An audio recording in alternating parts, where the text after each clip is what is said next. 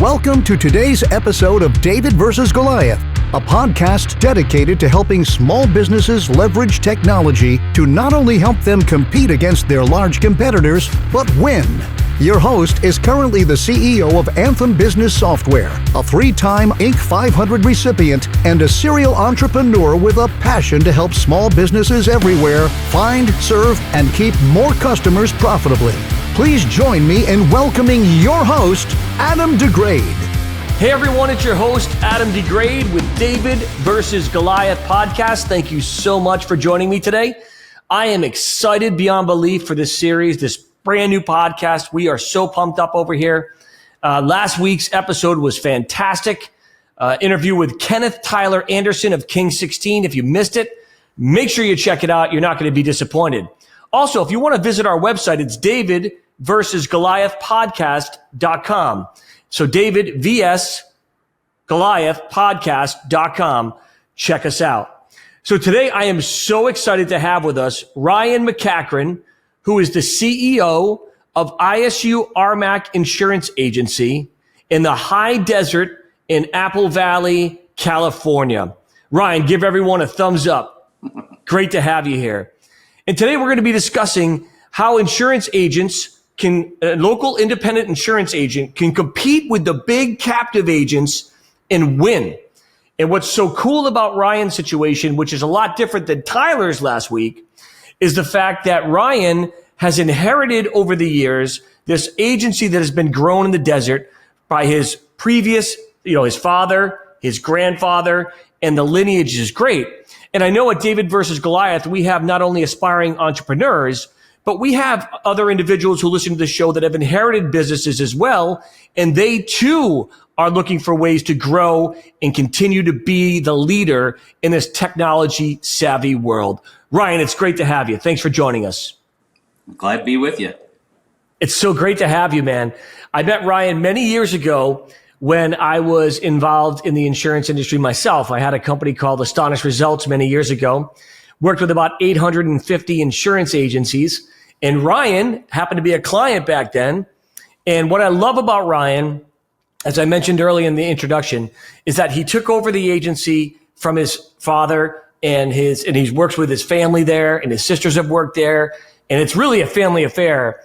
That represents a lot of unique challenges in and of itself, wouldn't you say?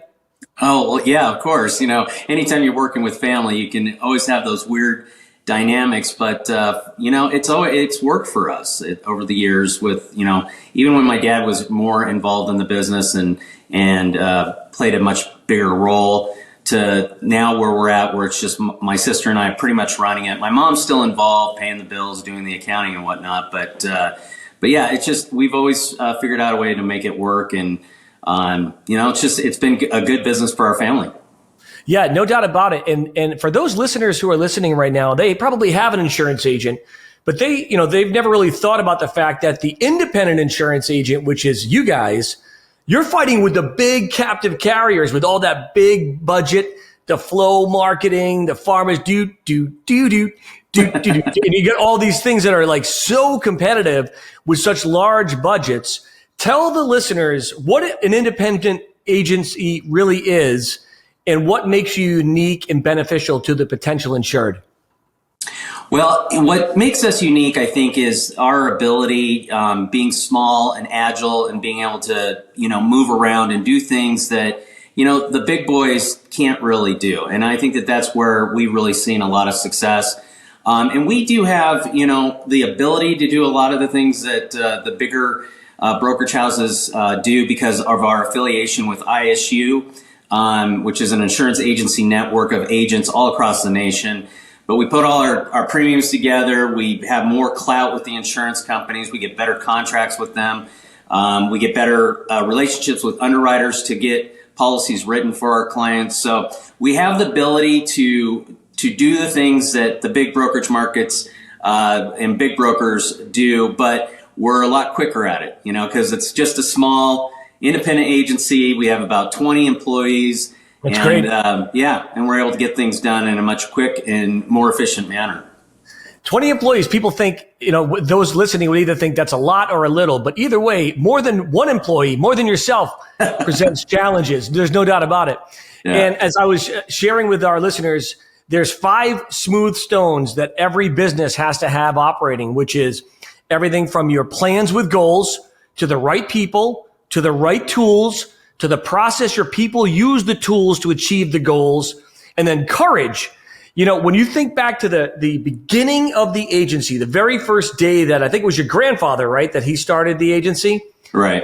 What do you think was going through his mind when he said, you know what, I'm going to start this thing. I'm going to rely and build something that can be passed on. Think about how proud he would be right now, knowing that you and I are being interviewed right now. You still have 26 employees, millions of dollars of premium. You serve tens of thousands of insured clients, both commercial and personal. What was it like for him, do you think? Did he ever share that story with you? Or maybe you could just even help us imagine what it would be like. I can't imagine. Well, it was back in 1962, right here in Apple Valley in the high desert of California that he did start it.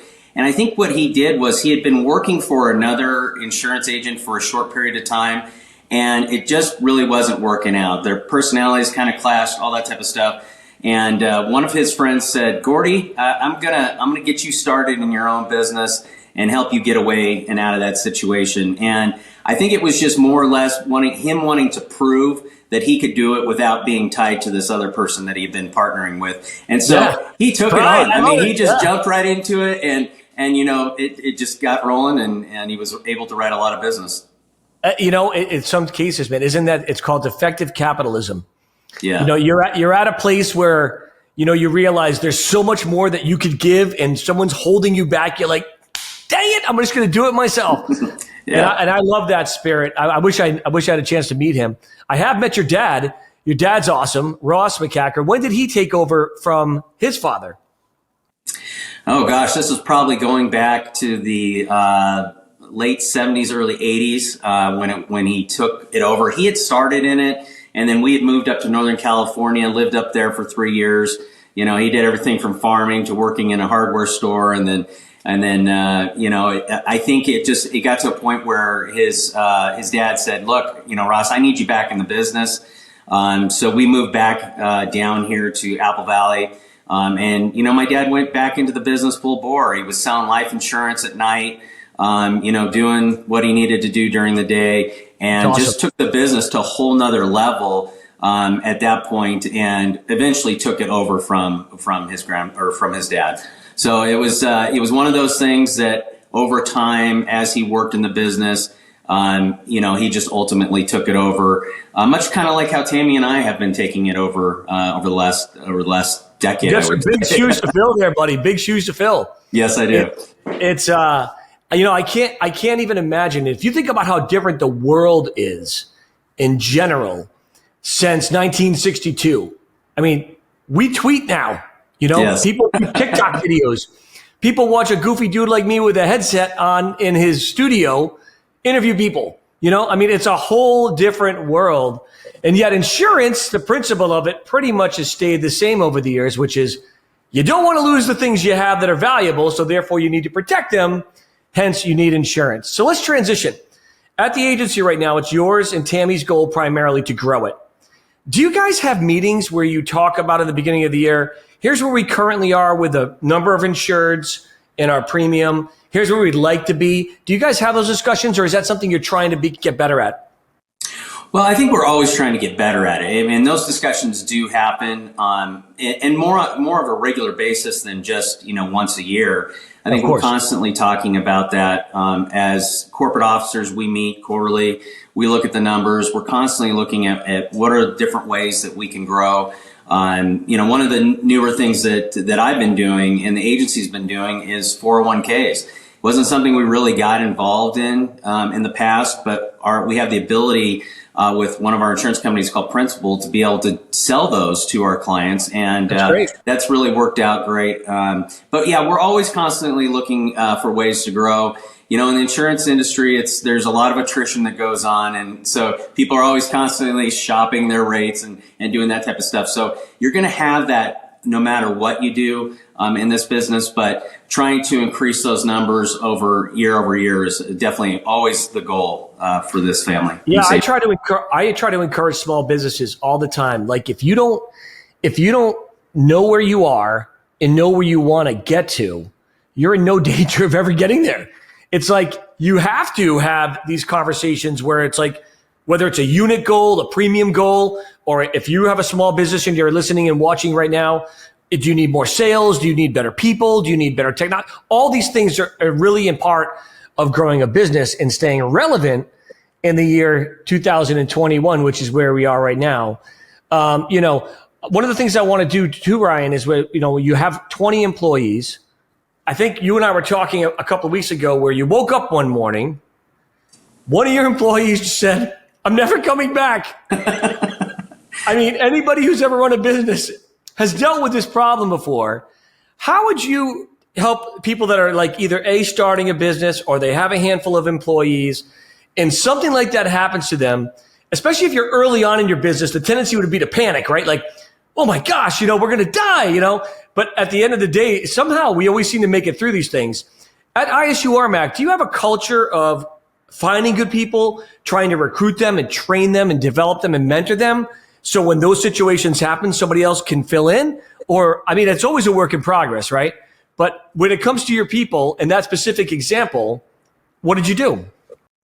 Yeah, so this was our receptionist, and she had been working out tremendously for us, and we really enjoyed having her work for us. But there was something going on in her life personally that it just it wasn't working for her to stay. And so, those things happen. There's nothing you can do about them, no matter what plans or contingencies you put into place. But luckily, we have cross-trained a lot of our staff to be able to fill that role should something happen. So we were able to, manage and get through that process. And since then, we have already interviewed quite a few people. Believe it or not, people are starting to want to go back to work now. It's about time. There's a date that had something to do. Time. But so we interviewed several people, and we're hiring 2 new members of our staff that will be starting in the next couple weeks. That's and again, for us, it's always nice to have someone that has an insurance license, right? Because that's the business we're in. But we have found that a lot of times we can hire people that don't have the experience, don't have the insurance license, train them from the ground up, and sometimes we get a better employee, a better member of our organization than you would if you hired someone off the street that had the insurance license. So people that are in the business or in the industry right now, they may have preconceived ideas of how, an insurance agency should run. So when they come in here, they want to try to tell us how to do things or whatnot. And so it's always easier to have someone that you can mold, that you can train, and you can learn from the ground up.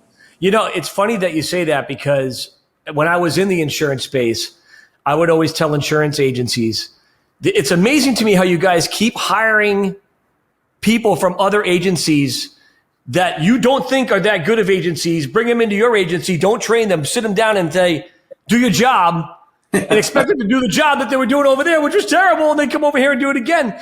And I've always used to say, one of the best things you could do is when you run into somebody at a Best Buy or a restaurant, it gives you great service, you're talking to someone on the phone, those are sometimes the best recruiting opportunities for many small businesses, because we want people that love our clients, right? Like at Anthem Software, which is our corporate sponsor, we want people that love our clients. At ISU RMAC, we've talked about this. You want employees that love and care about your insured, so they get the service they need when the time comes, because inevitably there will be claims, there will be challenges, and people are essential. So Ryan, hang out with me for a second.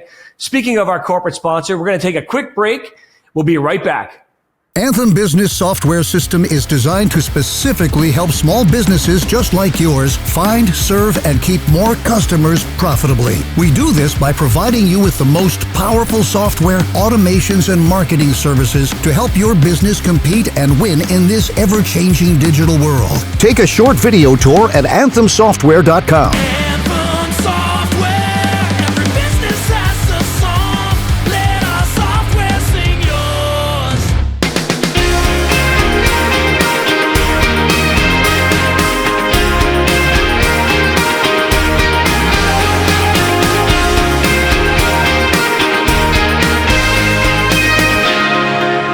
Welcome back to David versus Goliath. I'm your host, Adam DeGraide, with the CEO of ISU RMAC. Ryan is still with us. Ryan, you're doing great, buddy. Let's keep it going.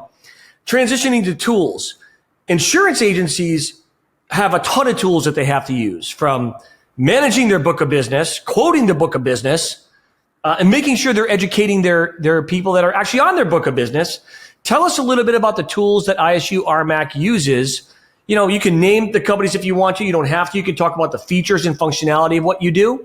But I think a lot of people would be interested, what does it take to educate, quote, and stay in front of the people that you currently have in your book of business?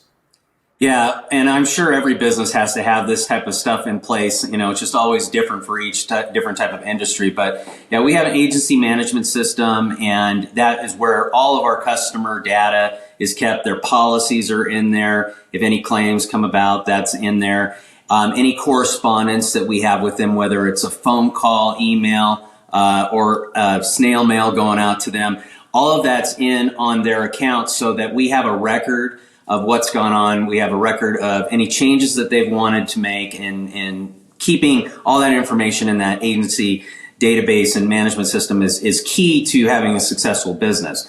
One. Yeah. And then, two, we're in the business of writing new business, people that are looking to, get auto insurance or homeowners insured, their business insured and whatnot. So, we have a myriad of other tools, like we have a personal lines rating system, which basically you put in their information, their vehicles, their driving record, and all that type of stuff, and it'll spit out quotes from the various different companies that we represent, which is a huge tool we use on a daily basis in our personal lines department.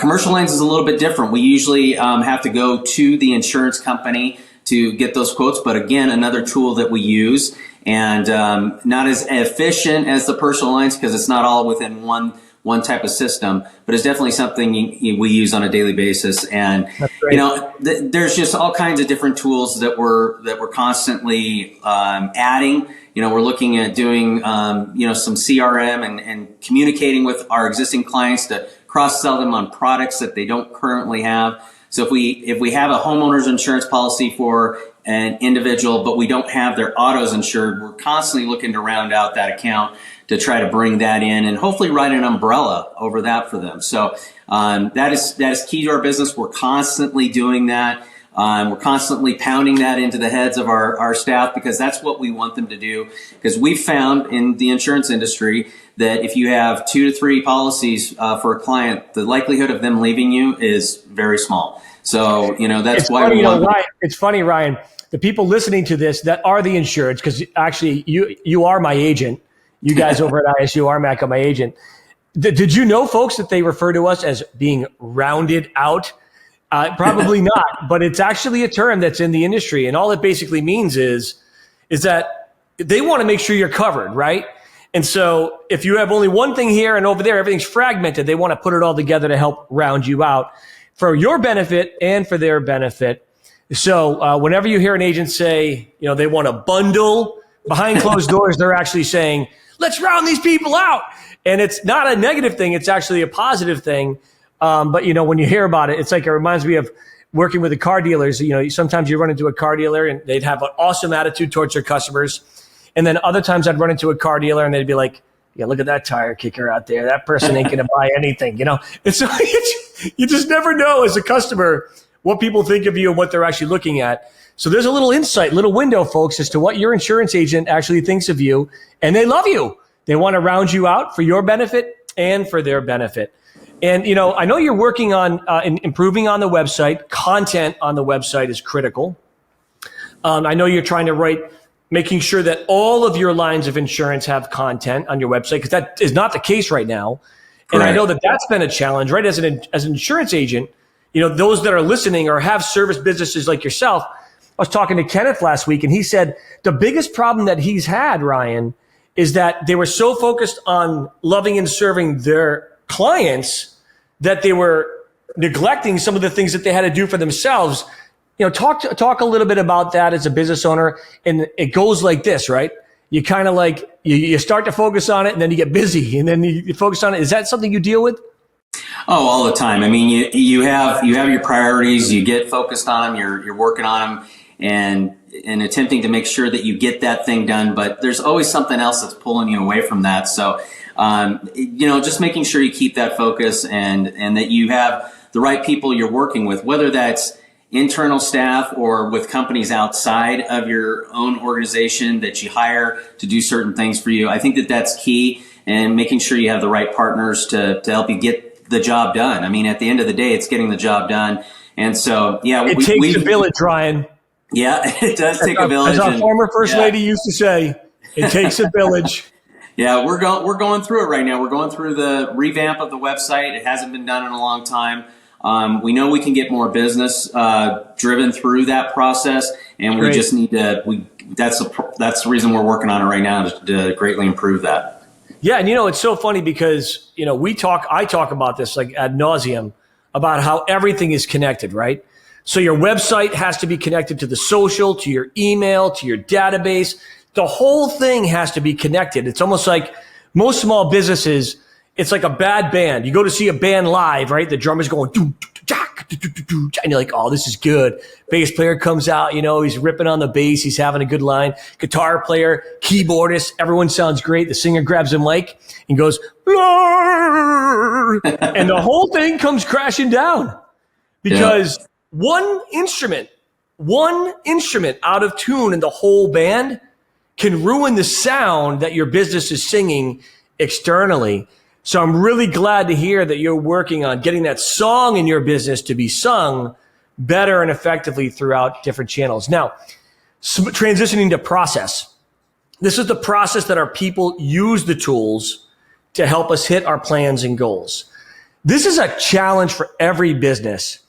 Do you guys spend time, be honest, as much time as you need to in training your people on A, what tools are available to them in the agency, B, what is the purpose of those tools, and C, what is the benefit in them using it? Yeah, well, I mean, in reality, it's in a perfect world, yes, we do, but we all know that sometimes that ball can get dropped, and so we have policies and procedures that we put into place here that anytime a new hire comes on, that they're trained in that way, but we also know over time that people do things differently. They look for the path of least resistance to get a job Really? done. I had no idea. Yeah. And so we are constantly having to remind them, hey, you need to do this, you need to do that. It can get frustrating at times, but when an insured calls in and needs to make a change, it's simple enough to make sure that you document that in their client activity. But a lot of times that doesn't happen. And so we have to go back and say, look, this is not optional. You have to do it. It's a part of your job working here. And so that's just one example, but there's numerous examples of things that happen in the process of writing an insurance policy, crossing your T's, dotting your I's, because if you don't, the underwriters will come back and say, hey, this doesn't work, or this doesn't make sense, or, an odometer reading having exactly 16,000 miles on it when we're writing the policy. That doesn't ever happen, okay? But a lot of times, maybe one out of every 10,000 times, right? Yeah.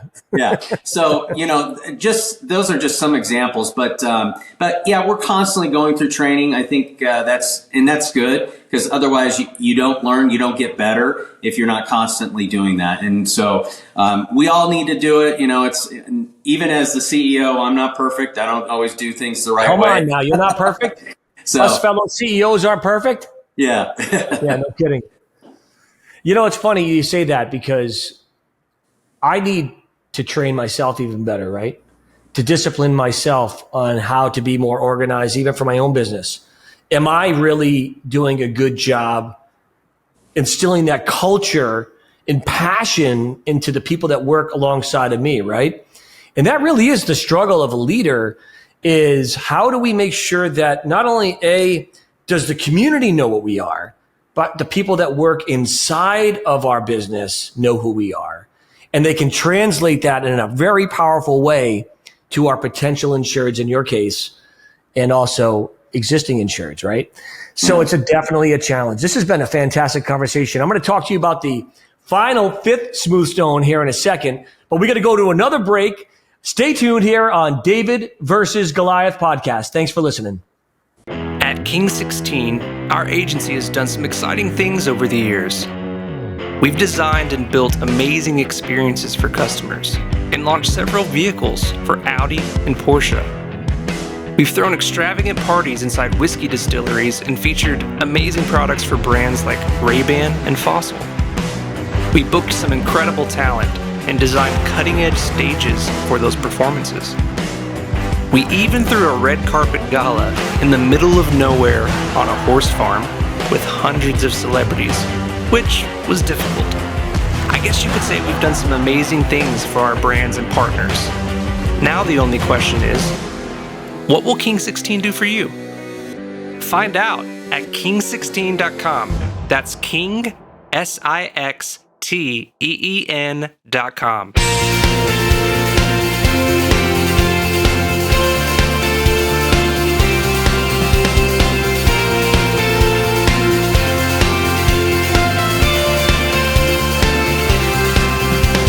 And we're back here on David versus Goliath. I'm your host, Adam DeGraide. We're with Ryan McEachron from ISU RMAC, who is doing a fantastic job. And we're learning so much about what insurance agencies think of us, the customer. It's been a lot of fun. So Ryan, one of the things I talk about all the time is when David, the shepherd boy, went out to slay Goliath, and Saul offered him his sword, his body shield, and David's like, I don't need that. I got 5 smooth stones. The 5th smooth stone I talk about all the time is courage. It takes a lot of courage to run your own business or to start your own business, or in your case, take over an existingly successful business and try to keep it successful. When you think of courage, how do you define it for yourself, and how do you portray it to the people in your business, and what do you hope that they portray in return?